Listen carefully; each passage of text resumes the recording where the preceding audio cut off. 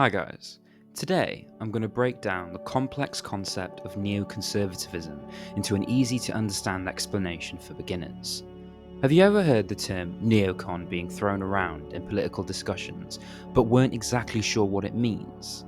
Even among politicians and political enthusiasts, there can be a lot of confusion surrounding this term. In this video, I'm going first to try to define neoconservatism and how it was formed, before discussing some of its criticisms. Before we begin, however, please consider becoming a member of my channel to get perks such as early access to videos and priority replies to comments. So what exactly is a neocon? Neoconservatism and its followers originate primarily from the US. At its core, neoconservatism is a lot like normal American conservatism in that it favours a smaller state and more emphasis on the individual and personal responsibility. It is most well known, however, for its particular take on foreign affairs and America's role internationally. It is in this area that neoconservatism differs most from liberalism and other ideologies in and around the American right. Neoconservatives believe in the need to spread democracy and freedom around the world and are willing and often actually keen to use military action to do this. It is thus impossible to fully understand neoconservatism without understanding two key beliefs which undergird its approach to foreign affairs. The first of these beliefs is in American exceptionalism, which is the idea that American culture and values are and should remain unique and superior to others. When this is coupled with another belief, called unilateralism, we can see where neoconservatism gets its particular worldview from. Unilateralism, in the military sense, is the idea that countries should go it alone and not wait for a broader approach that works with other countries in keeping with multilateral organisations such as the UN. For example, neoconservatism gained traction during the presidency of George W. Bush. Many of Bush's advisors and policymakers were considered neocons because they favoured the invasion of Iraq unilaterally, in that they did not want to wait for a UN resolution explicitly sanctioning such an invasion. Ironically, given its adoration by elements of the American right wing, the roots of neoconservatism can actually be traced to intellectuals on the left. During the Cold War era, certain liberal intellectuals began to question the pacifism and counterculture of their peers at a time when the Vietnam War was growing more and more unpopular. This counterculture and failings in Vietnam was leading to broader questions about the longevity of American world hegemony. How long was America going to be this world superpower? Should America remain this world superpower?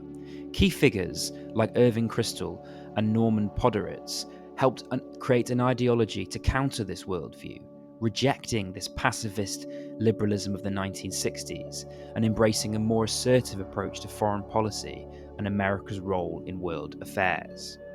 Neocons are known for their interventionist foreign policy, which often involves using military force to achieve their goals. This has led to criticism that they're overly aggressive and willing to disregard international laws and norms in specific military interventions, such as in Iraq and in backing pro-American regimes. Neocons are also criticised for being myopic about the unintended consequences of their actions and how other countries, very different to America, will react to the importation of specific American values and institutions. This could be seen as a symptom of neocons' adherence to American exceptionalism, the idea that American values and American culture is superior to all others. The fall of Iraq to civil war and terrorism after its invasion and conversion to an American-style democracy is an example of this idea, and the fact that neocons did not foresee this eventuality is supposedly evidence of their naivety and myopia. However, neocons would argue that their approach is necessary to protect American interests and to promote democracy worldwide. Neocons are often also seen as focusing all of their energies on foreign affairs at the expense of problems back home. But neocons would argue, quite strongly, that foreign affairs always have a bearing on domestic affairs and that new tyrannies are at risk if America does not act. Along these lines, neocons are often keen to bring up the failure of the appeasement of Hitler in the 1930s and the disastrous consequences this had. As another example of this, there's the swift response from Western nations to Putin's invasion of Ukraine, which has drawn praise from many neocons, who see it as a necessary assertion of liberal values in the face of Russian aggression and the rise of another dictator on the European continent. In conclusion, neoconservatism is a complex and multifaceted ideology that has had a profound impact on global politics. While its meaning and implications can be debated, one thing is clear: understanding neoconservatism is essential for making sense of modern politics and international relations.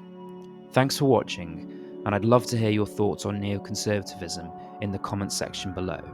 If you're new to this channel, please consider subscribing for more videos on political ideologies and their impact on global events.